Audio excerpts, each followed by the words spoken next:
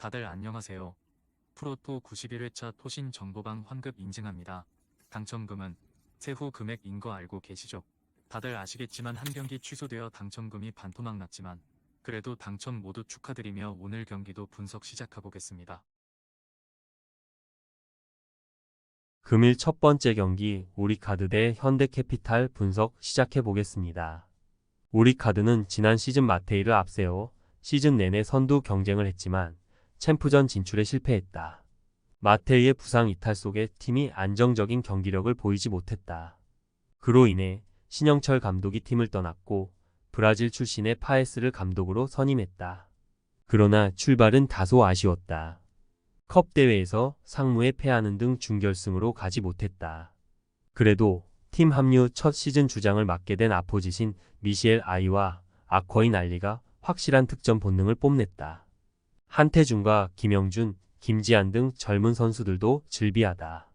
현케는 지난 시즌 성적을 내지 못하며 프랑스 출신 명장인 블랑을 감독으로 영입했다. 그리고 나선 첫 대회에서 대한항공에 승리하며 컵대회 정상에 올랐다.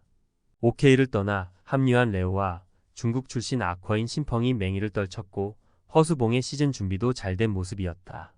무명에 가까운 세터 이준엽이 잘해준 점도 인상적이었는데 정광인이 부활한다면 가장 우승에 가까운 전력이다. 현케의 승리를 본다. 우리카드는 이상영과 박준혁 등이 나서는 중앙의 힘이 좋다. 최민호가 나설 현케 상대로 밀리지 않는다. 단, 김지한의 컨디션이 올라오지 않은 국내 공격수 자리 리스크가 있다.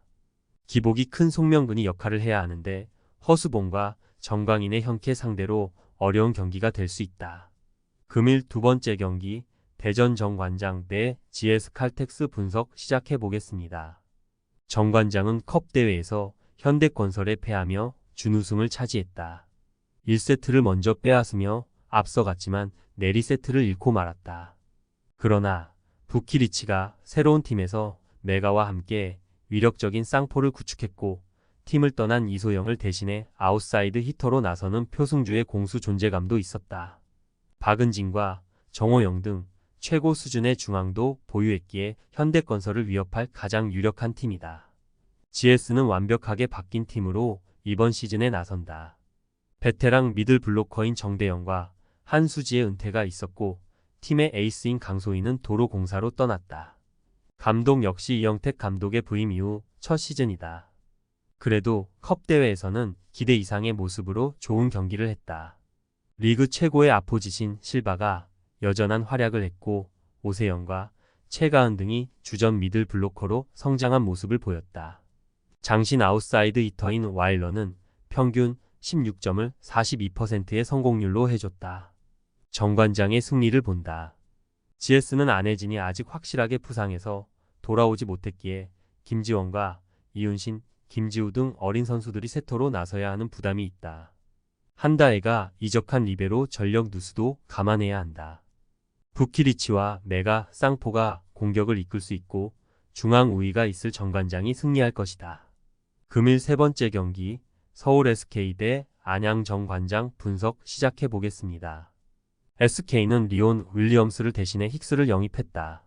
건강하다면 1옵션도 가능한 선수지만 큰 부상과 재활을 거쳤기에 원희의 휴식 시간을 보장할 2옵션으로 그를 데리고 왔다. 컵 대회에서는 우승을 차지한 DB의 유일한 패배를 안긴 팀이었는데 오재영과 김선영, 안영준 등의 트랜지션과 앞선 수비가 인상적이었다. 정관장은 지지난 시즌 최고의 팀이었지만 지난 시즌은 내내 하위권에 머물렀다. 스펠맨이 팀을 떠난 여파가 있었고 멀로도 부상으로 인해 풀 시즌을 소화하지 못했다.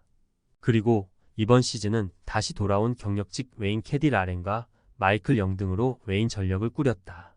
그러나 친척의 투병과 가족 염려로 인해 라렌이 기대만큼 퍼포먼스를 보여주지 못했다. 변준영이 제대할 때까지는 박지훈과 최성원 외에 믿을 만한 백코트가 없는 점도 변수다. SK의 승리를 본다. 정관장은 이종현을 비롯해 높이는 나쁘지 않다. 그러나 오세근이 정상적으로 돌아와 최부경과 시간을 양분할 홈팀 상대로 우위를 점하긴 어렵다. 리그 최고의 득점원인 원희가 집요한 페인트존 돌파로 상대 림을 공략할 SK가 개막전을 가져갈 수 있을 것이다. 금일 네 번째 경기 울산 모비스 대 고양 소노 분석 시작해 보겠습니다. 모비스는 지난 시즌 6위로 플레이오프에 갔지만 원하는 결과를 얻지 못했다. 그래도 오프 시즌 동안 전력 보강을 착실히 하며 이번 시즌 우승에 도전한다. 일본 생활을 마치고 1옵션으로 다시 돌아온 숀 롱은 컵 대회를 통해 맹활약하며 그가 컴백했음을 알렸고 한호빈도 새 팀에서 인상적인 출발을 했다. 프림과 이우석, 김국찬과 함지훈 등 주축 선수들도 건재하다. 소노는 정상적으로 나서는 첫 시즌에 들어간다. 고양 캐럿의 팀 해체 이후 소노 그룹이 그들을 품에 안긴 했지만 외인 전력을 제대로 꾸리지 못했었다. 그러나 이번 시즌 우승을 위해 여러 가지 노력을 했다. 이재도를 트레이드로 영입했고 정희재와 최싱욱 등 타 팀이 노리던 준척급 포워드도 데리고 왔다. 앨런 윌리엄스는 외곽 위주의 소노의 확실한 골 및 옵션이 될 수 있다. 모비스의 승리를 본다. 전성현이 팀을 떠났지만 소노는 이재도의 합류로 이정현과 함께 매 경기 40득점 10어시스트가 가능한 앞선을 꾸렸다. 그러나 정희재와 김민욱 등으로는 모비스의 국내 빅맨 높이를 저지하기 어렵다. 높이의 우위를 살린 모비스가 승리할 것이다. 금일 다섯 번째 경기 KT 소닉붐 대 서울 삼성 분석 시작해 보겠습니다. KT는 토요일 개막전 원정에서 KCC에 패했다. 상대는 장신 외인인 타일러 데이비스가 개막전 갑작스럽게 미국으로 돌아가며 버튼 혼자로 나섰는데 높이의 우위를 살리지 못했다. 하윤기의 부상도 있었다. 그러나 역시 패배의 원인은 허운이 야투 성공률 18%로 부진했다는 점이었다. 삼성은 토요일 개막전에서 DB에 패했다. 이대성의 시즌 아웃성 부상으로 인해 시즌 시작부터 팀 플랜이 꼬여버렸는데 경기력은 나쁘지 않았다. 코피 코버는 오누아쿠 상대로 20득점 동반 더블더블을 기록하며 골밑 대결을 밀리지 않았고 데릭슨의 득점포도 인상적이었다. 단 벤치에서 데릭슨을 제외하면 2득점을 올린 최승욱을 제외하고 득점이 없었다. 차민석과 이동엽 등이 공격에 더 적극적으로 나서야 한다. KT의 승리를 본다. 토요일 속공 상황에서 발목 부상을 당한 하윤기의 출전이 어렵지만 문정현과 박준영 등이 어느 정도는 공백을 메울 수 있다. 볼핸들러의 이탈 속에 이정현이 메인 볼핸들러로 나설 삼성은 템포 푸시의 강점이 떨어지는데 허운이 부진 만회를 위해 나설 KT 상대로 고전이 예상된다. 해먼즈가 코번 상대로 접전을 유도할 수 있는 KT가 승리할 것이다. 토신 최종 조합은 영상 아래 고정 댓글로 말 걸어주시면 토신 정보방에서 무료로 공유해드립니다. 제발 손해보면서 토토하지 말고 다같이 웃으면서 즐겁게 베팅합시다. 함께 하실 분들은 부담 갖지 마시고 편하게 말 걸어주세요.